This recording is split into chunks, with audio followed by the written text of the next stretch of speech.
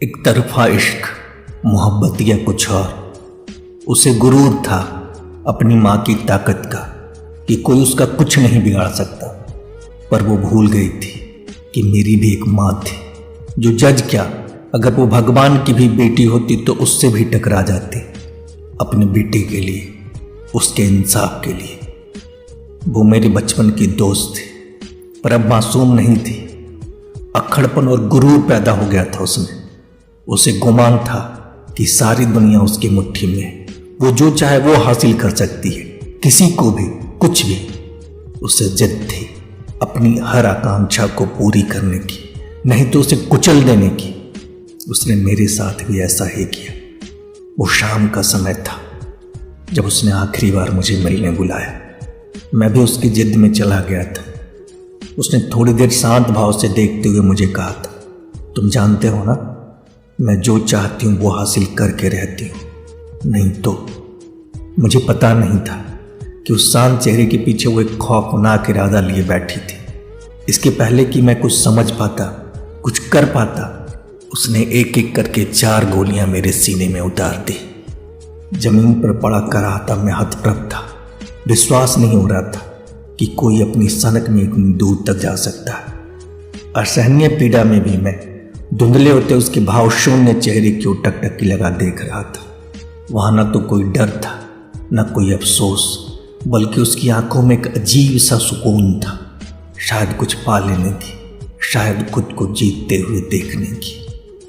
मैं तो चला गया था, पर मेरी माँ थी जिसकी उम्मीदों में मैं जिंदा था, जिसने एक लड़ाई छेड़ रखी थी उस पूरे सिस्टम के खिलाफ जो करीब करीब उसके साथ जा खड़ा हुआ था। आज 7 साल हो गए। मेरी हर बरसी पर मेरी माँ मुझसे कहती है, पुत्र बस तेरे लिए जिंदा हूं, तेरे इंसाफ के लिए। जब आऊंगी तो तुम्हारे पापा से पूछूंगी, उन्होंने ऐसे लोगों से दोस्ती ही क्यों की जो मुझसे मेरी ही खुशियां छीन ले गए। मेरे पापा सरकारी वकील थे और दादाजी हाई कोर्ट के रिटायर्ड जज।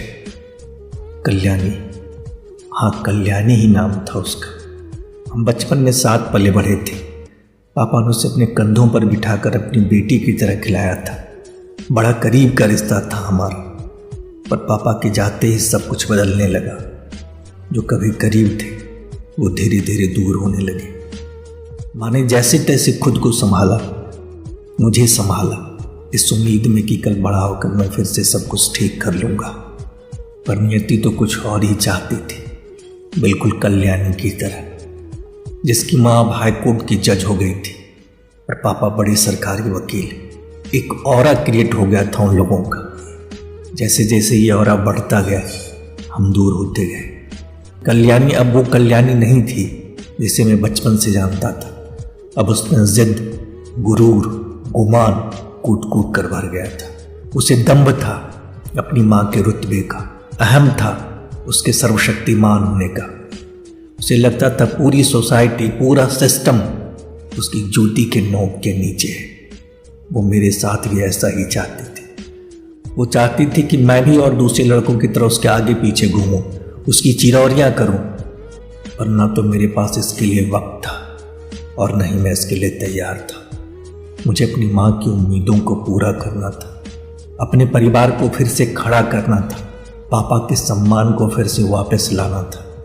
पर जिंदगी को सिर्फ हार और जीत में देखने वाली कल्याणी के लिए ये नाकाबिले बर्दाश्त था। अपनी हर कोशिश और दाव को असफल होता देख कल्याणी ने अपनी आखिरी और अप्रत्याशित चाल चली। उसने अपने पेरेंट्स को मेरे घर अपनी शादी का प्रपोजल लेकर भिजवाया। मैं समझ गया था कि कल्याणी किसी भी हालत में खुद को जीतते हुए देखना चाहती थी, इसलिए माँ की इच्छा के बावजूद मैंने इसे अस्वीकार कर दिया।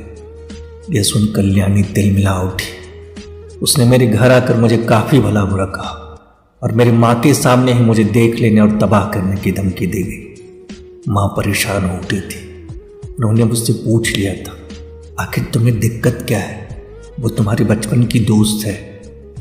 ना चाहते हुए भी मुझे माँ से वो बातें कहनी पड़ी जो मैं खुद तक रखना चाहता था, कि वो मुझसे शादी नहीं, सिर्फ अपना जिद पूरा करना चाहती, कि वो सिर्फ खुद को जीतते हुए देखना चाहती है।